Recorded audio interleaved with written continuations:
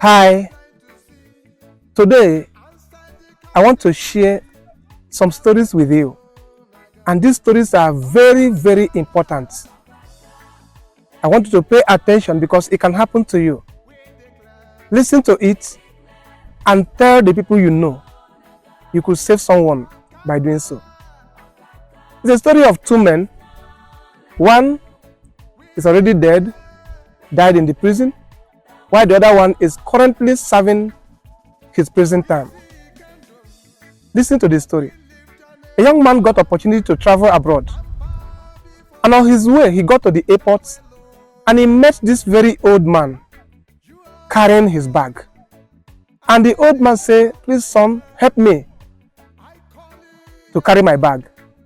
And out of empathy and his kind heart, he collected the bag from him, not knowing that the bag was contained with drugs, cocaine to be precise. And during the check-in, he was arrested with the bag contained with cocaine. He turned around to tell them that, no, it's not my bag, it's this man's bag. He couldn't see the old man again. The old man has disappeared.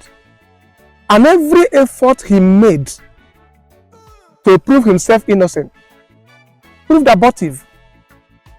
And before you know, the NDLA carried him and detained him at the detention center at the airport there.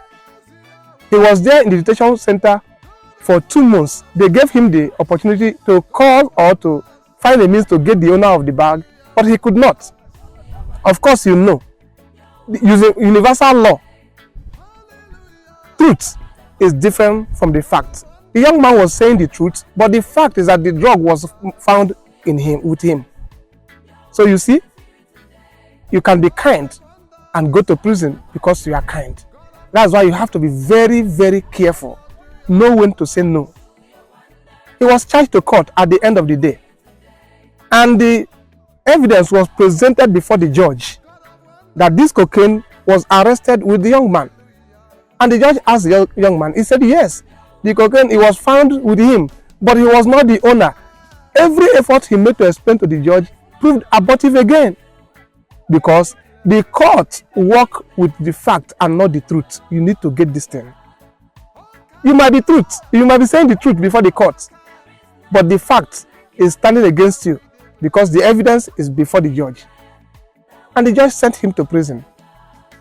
He continued going for his case, and at the end, after about 7 years in the prison, he was sentenced to serve 20 years in prison. So he was serving his prison time. They call him Mopo because of his strength. He looked very strong. So that was the nickname that people call him, Mopo in the prison there. Now I am telling you a true life story of someone I know, and I met, we stayed together in the prison.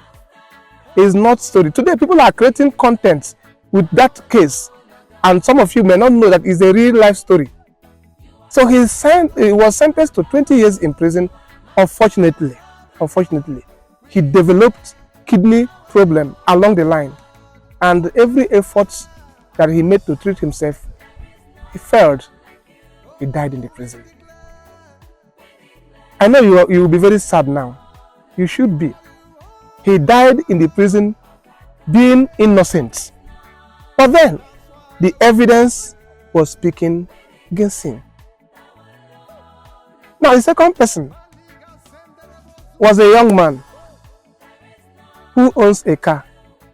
One day, he was driving out of his house and he met a young lady on the road. And the young lady flagged him down. He stopped.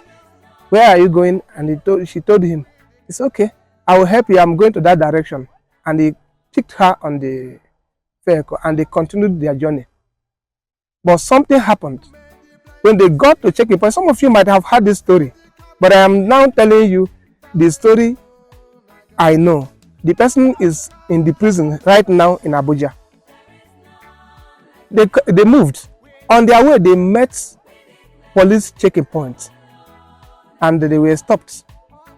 And as usual, police ask, "Where are you going to?" He say, "I'm just going down there." It's okay. "Who is this?" He say, "It's my friend." He said, okay, I'll wake her up now, because the lady felt that when you look at the lady, she was sleeping, not knowing that the lady has passed away in the car there. And the police said, wake her up now. And he tapped the lady, say, wake up, wake up. No way.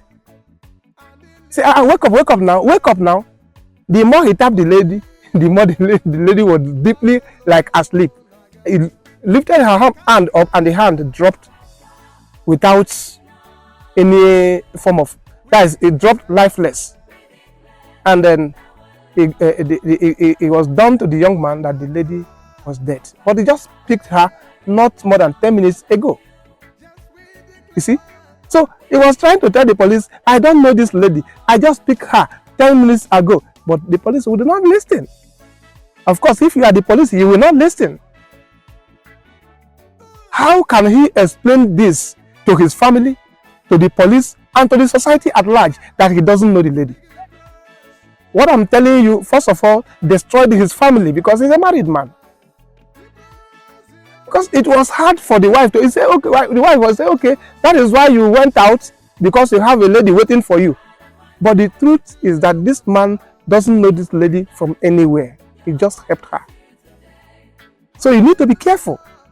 It is not, see, this thing taught me a lesson that each time I'm driving and I'm alone in the car, I don't pick somebody.